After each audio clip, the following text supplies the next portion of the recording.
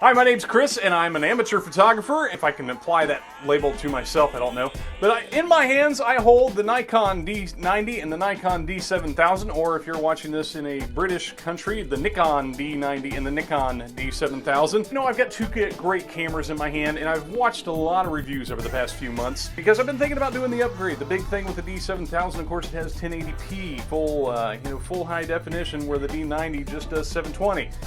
Was it really worth it? That was it, the thing that was on my mind. Should I do this? Should I do this upgrade? Well, I'm really glad I did, and of course I have this one listed on eBay, and I thought before I sell this camera, we should do a little back-to-back comparison of the two and some of the things I've discovered in these first few days that the amateur might like to see. I've seen a lot of reviews here on YouTube about the D7000 from a professional standpoint, but I thought it would be good for some of those that are amateurs to hear why it's really worth it, why it is really a good camera. But first off, one of the things I've read a lot was that there was a comparable difference in weight between these two cameras. And I gotta tell you, this thing's about 25 ounces and this thing's about 27.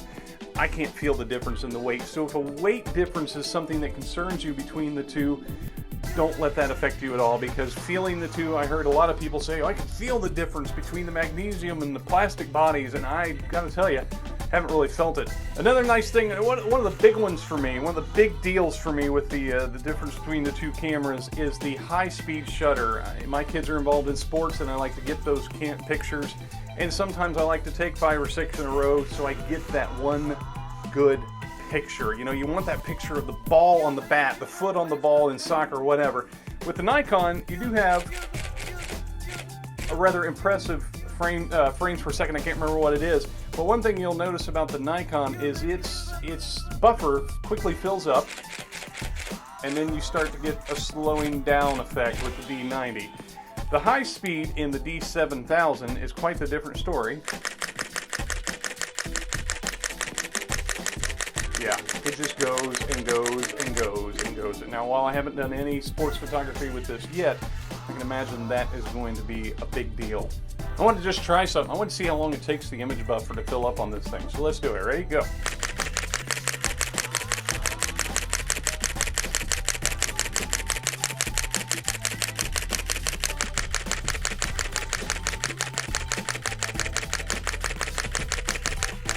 Aha, you can fill it up eventually. Another huge difference between the D7000 and the D90. The D90 maxes out at about 1/4000th of a second shutter release speed, where the D7000 gives you a 1/8000th of a shutter speed. Took some pictures of my boys riding their bikes the other day, and you can detect no visible movement in the spokes on their bikes. You know, it looks like they're just standing there balancing on their bikes. So that 1/8000th is a big deal. Another awesome trait of the D7000 compared to the D90, your max ISO on the D90 is about a 3200 without going into the enhanced modes, and your max ISO on the D7000 goes to 6400 before going into enhanced, and I think in enhanced it goes to something like 12,800 or something ridiculous. I don't remember what the spec is right off the top of my head. Whereas the max on the D90 in the enhanced mode goes to around 6400. So this one's max absolute top end ISO in the enhanced version is your bottom line highest ISO without going into the enhanced ISO on the D7000. So there's something to think about. Of course, you do get noise. There's no question going that high. You are going to get some noise, but I have noticed that comparing these two cameras side by side at the same ISOs, for some reason I get just a tad less noise on the D7000. So that's something else cool to think about. Another awesome thing that Nikon has done with the D7000 on the old D90, you only had one memory card slot. On the D7000, you end up with 2 memory card slots. Now you can set, I have never been one to shoot RAW. It's at 12 megapixels. Wow, that's a big JPEG. But I have been considering shooting RAW because there are those times where I mess up on a picture and would like to have that RAW backup just in case. So with the D7000, you end up with the 2 card slots. You can set one card to shoot RAW, one card to shoot JPEG. You can set all your pictures to go to one card, or and all your videos to another card. You can set it up to where it's kind of like a RAID configuration where they both do the same thing, or you can set it to where it rolls over, that once your primary card fills up, it starts dumping to your second card. So those are some really neat features that that the D7000 gives you. I have begun shooting both RAW and JPEG, like I said, so if I mess up in my color settings and stuff, I've always got that RAW backup that I can go back and try to enhance it in iPhoto or something. Another cool thing Nikon did is button placement. On the D90, the play button is right here in the upper left-hand corner of the playback window. One thing I ran into with my sizable sniffer is when I'm looking through the preview finder, sometimes I would hit the play button with my nose, and that brings up whatever image you've just taken in there, and it'll keep it, you know, you'll have to snap the picture just to get it to take that image off the window so you can start taking pictures. The D7000, they've moved it up away from the upper left-hand corner of the window. Now you do have a menu button right there, but it almost seems like it's a little deeper or something, so I'm not hitting that with my nose as much. Now, one huge disappointment I discovered after buying this that I didn't hear anybody mention was that Nikon went with a different battery on the D7000. This is the D90 battery. I think the D60, 70, and 80s all use that same battery, and I was really hoping to stick with that same battery, but Nikon went with a new battery design on the D7000. So any batteries you had, you know, I had 3 batteries for my D90 with one of those little bolt-on handle things for the bottom, and I really liked having multiple batteries, and I thought I would gain a battery in the purchase, but unfortunately I went down 3, so there's 3 batteries that are going on eBay. One other thing that I really like about the D7000, or at least the idea of it, is a microphone input on the side. Now, I shoot using a Zoom H4n for my audio capture. I would like to be able to import that audio straight into my D7000 at times. I've not been able to do that with the D90 because it does not have that input on the side. But that would also give us the option of using a shotgun mic or just a cheap add-on mic to the top of the camera to capture real good quality audio. One downside with both cameras, great video, not so good with the audio. So that's something to consider that gives you. And of course, we're going from a 12.3 megapixel camera to like a 16.1 in the D7000. That's a huge amount of megapixels. You are going to see the difference in your picture. Now, one other thing I've noticed between the two cameras that I cannot fully explain or understand is it almost seems like the depth of field is a little shallower when the aperture is opened all the way in. Now, like I said, that doesn't make any sense because technically the lens is the same lens because I've kept my lenses and I'm using the same stuff, but for some reason it just seems to be a shallower depth of field, and I can't explain that. That may just be the extra megapixels talking. I don't know. Speaking of extra megapixels, your images will be bigger. That's one thing I noticed right away.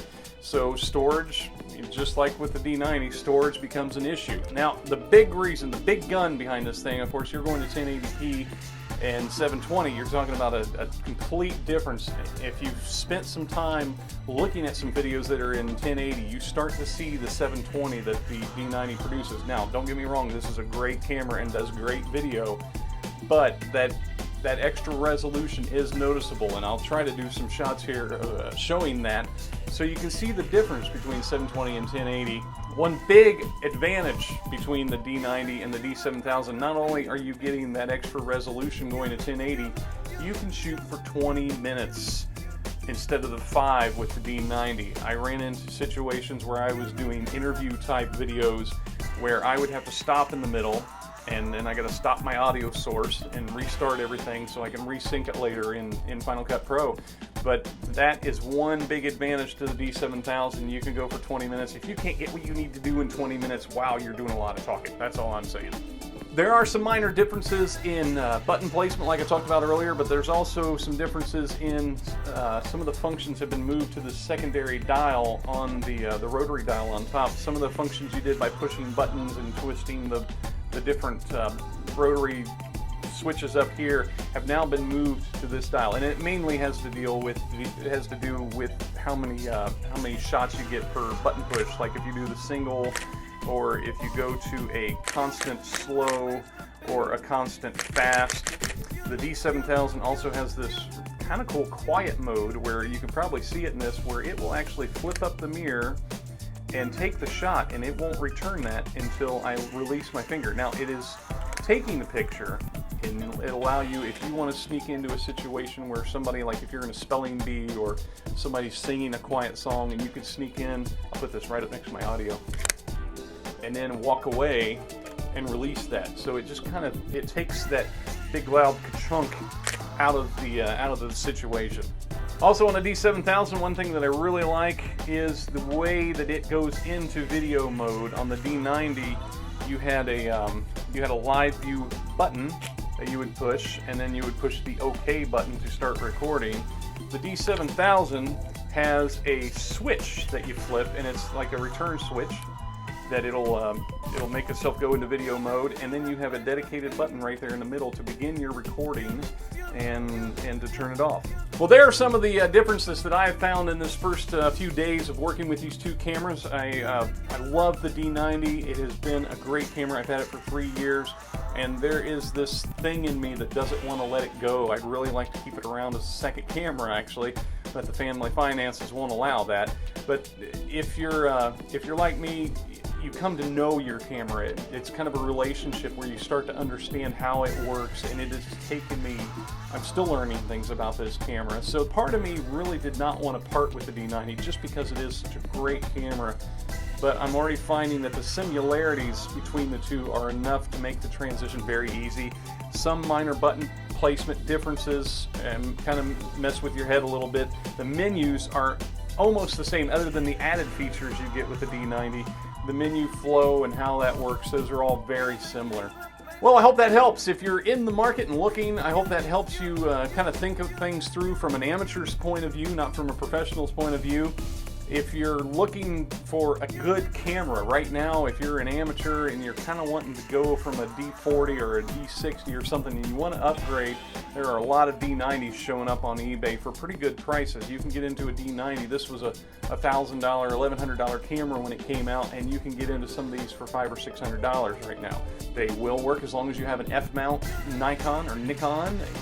It will work. You can throw your lenses on it and it'll work. So that's another thing to think about. If you're out shopping right now, you can pick up a D80 or a D90 at a really good price. One thing I really like on the D7000 is something that it does to help you when you're in video shooting mode. The D90, it gives you no point of reference as to where your safe zone is going to be when you go into recording until you hit the record button, and it gives you your safe bars at the top and bottom to show you where your 16:9 window is. One nice thing that the D7000 does in this regard, when you are in your video mode, your live view mode, and you hit the info button, the first thing you get is 2 safe bars at the top and bottom before you even begin to shoot. So you can line up your shot. What I always had to do with the D90, I just had to record a video, start lining up my shot, and then turn it off and then start shooting. It was something I always did. If you push the info button again, you get 4 little white lines at the bottom corners that shows you that same safe zone. You hit it again, you get your lineup bars, your horizontal and vertical bars.